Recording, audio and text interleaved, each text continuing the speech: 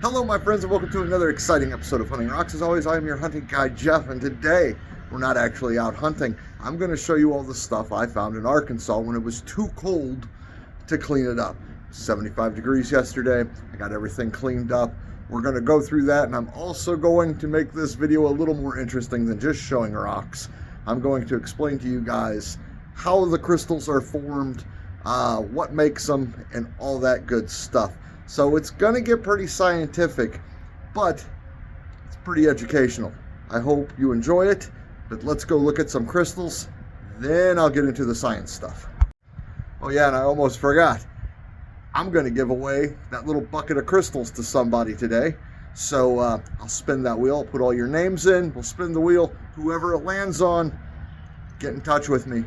You got a bucket of crystals coming. All right, you guys, let's start off with my first day at Ron Coleman Crystal Mine. Now, some of these you have seen, some of these you have not seen. I got all these cleaned up real nice. I love going to Ron Coleman. These aren't super big, but I am actually 100% okay with that.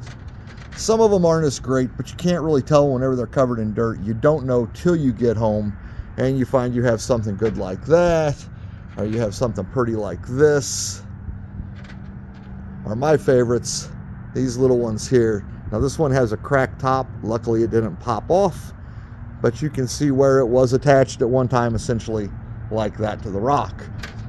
I also have some big pieces of milky quartz. A lot of people don't like milky quartz. I love it. What's cool about the milky quartz is what makes it that white color is it has gases trapped inside of it.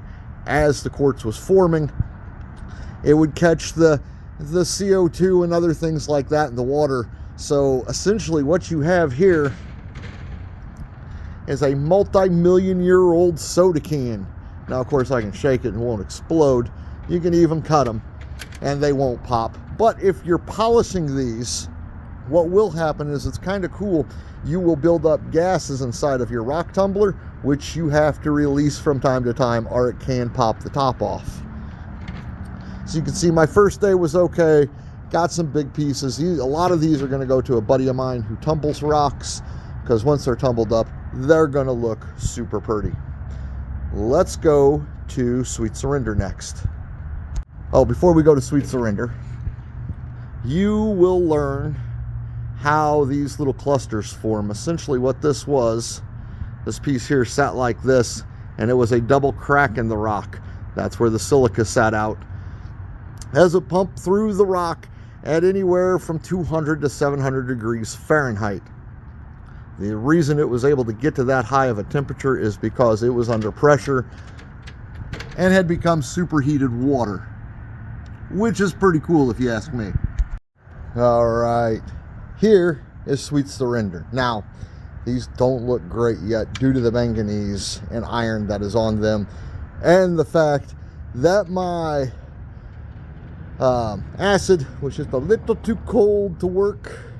But you can see it's starting to, a lot of that manganese and iron's coming off. Let me get a rag for my hand. So yeah, in warmer weather, I would have much prettier crystals, because that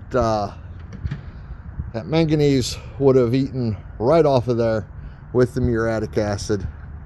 Got some cool little twin points there. That one will look pretty good once it's done. You can actually see how water clear that is. You're seeing the manganese back here. You're seeing that all over it. Then some pretty little pieces like this. Now this isn't a great piece. This will go to a tumbler. And then entire little clusters like this that I have to still get cleaned up. So this will happen in the summertime whenever these get completely cleaned up. What's cool is I do have the little rainbow effects in them, which you will find a lot of that at Sweet Surrender. Now this one is broken. Well, no, that's not. That is a reheal there. But you will find full crystals that will have that rainbow effect due to the manganese and whatnot. You'll get a lot of them that will be almost blood red because they have captured iron inside of them, almost making a phantom. I'm going to show you guys what phantoms are here in a little bit once we get to the scientific portion of the show.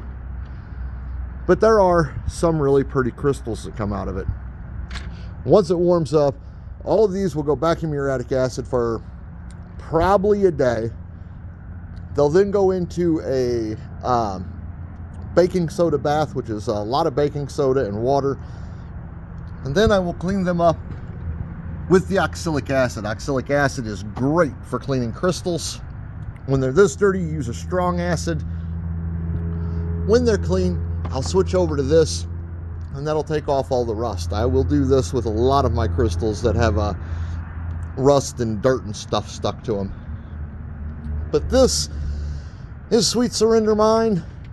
I have a lot more to show you guys. They're just really dirty at the moment. There's a nice little twin, and that'll look beautiful once that's all cleaned up. A lot of these will probably end up going to the tumbler that are broken and don't look great. That's why I take everything. So if you're into tumbling crystals, or you got a friend who likes to tumble rocks and crystals and stuff, just go ahead and grab this stuff. You know, a lot of people don't, like I said, a lot of people don't like the milky. I think it's really cool. All right, let's go to, we're gonna go to Ruby Mine next. All right, guys, gonna do a quick little show of the Ruby Mine stuff. You've already seen that in the video, but I did promise that I would throw in some of the Phantom stuff, so I'll throw a couple pieces of Phantom in. Sorry, guys, I'm keeping this one for myself. That's pretty cool. But yeah, so Ruby Mine, definitely worth it. You've seen this video.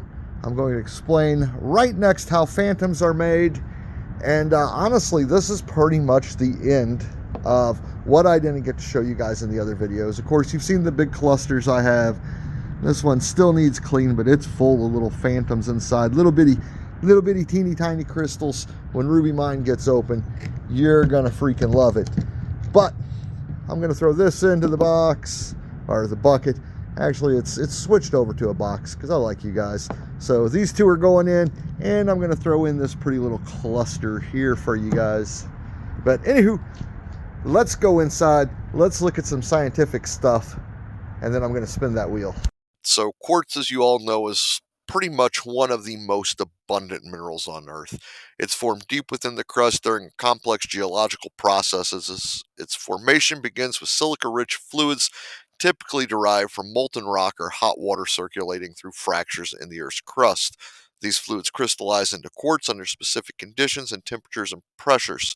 For quartz to form, temperatures usually range from 400 degrees Fahrenheit to 1200 degrees Fahrenheit. That's 200 degrees Celsius to 650 degrees Celsius for my metric using friends, and pressures that vary with the depth of the formation. These conditions drive the silica into a fluid to arrange itself in the crystalline structure of quartz. Now, the water is able to get up to these temperatures because it is under such immense pressure that it cannot turn into steam and boil away. Sometimes, whenever it's near the surface and the pressure isn't as big, you will get a steam blowout. This can be seen in places like, Yellowstone National Park with Old Faithful and stuff like that. One day, Yellowstone National Park will probably have as many quartz crystals, if not more, than the Hot Springs area of Arkansas. Of course, Hot Springs, Arkansas will continue to grow crystals because, well, it's hot springs. That water is heated up by a magma chamber deep below the earth under high amounts of pressure. It cools as it comes up until it reaches around 140 degrees Fahrenheit at the surface. But deep below the earth, it is still pumping out silica, making new crystals, and it will until that magma chamber dies, in which case Hot Springs won't be the Hot Springs anymore. Now, one of the cool things is the Phantom quartz crystals. I really like Phantom quartz because they give a really good history of what's going on underground. These crystals, they stop growing. So they begin to grow, and for some reason they stop. Whether temperature drops, pressure drops, maybe the water dries up, silica stops coming in, or perhaps silica is replaced by something else, such as Ruby Mine. You will see that it is manganese inside. So the crystal began to grow. The crystal stopped growing. The quartz itself stopped growing, and it was replaced by manganese. Well, at some point, maybe there's an earthquake, who knows? The silica starts coming back in again, and it forms the rest of the crystal. So this last picture here, these last couple diagrams, I drew the one I found. You have to remember that amethyst is just quartz crystal with iron trapped inside, so it all grows the same way. But what you have here is you have a deep underground picture of what is going on. So the water is pressed up through these little veins and cracks in the rock. Where the veins are close together is where you will get your full um, full sheets of quartz. In other words, all the crystals have grown together. These will usually be milky due to trapped gases. As the pocket opens up, it gives the crystals room to form. The crystals near the small part will usually have more gases in them and be more milky than the ones that are higher up. The ones that are higher up in a larger chamber are the ones that will give you your large crystal clear, water clear points. Double terminated, however, what happens is that water goes into a pocket in the rocks, super high heated, under pressure still, and it begins to form crystals that are free floating. Well, not free floating, but essentially free floating. They're not connected to anything, so they start to form on both sides. As that water evaporates, it leaves the double terminated quartz. All right, you guys, here we go. I'm going to put your list in here. We have 58 entries.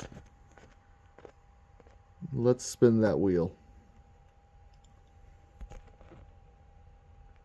And our winner